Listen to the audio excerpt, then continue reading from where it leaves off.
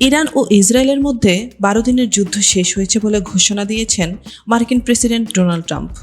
নিজের মালিকানাধীন সামাজিক যোগাযোগ মাধ্যম ট্রুথ সোশ্যাল শেয়ার করা এক পোস্টে তিনি এই ঘোষণা দেন। ট্রাম্প বলেন, সবাইকে অভিনন্দন। ইসরায়েল ও ইরানের মধ্যে সম্পূর্ণ এবং পূর্ণ যুদ্ধবিরতির বিষয়ে সম্পূর্ণভাবে চুক্তি হয়েছে।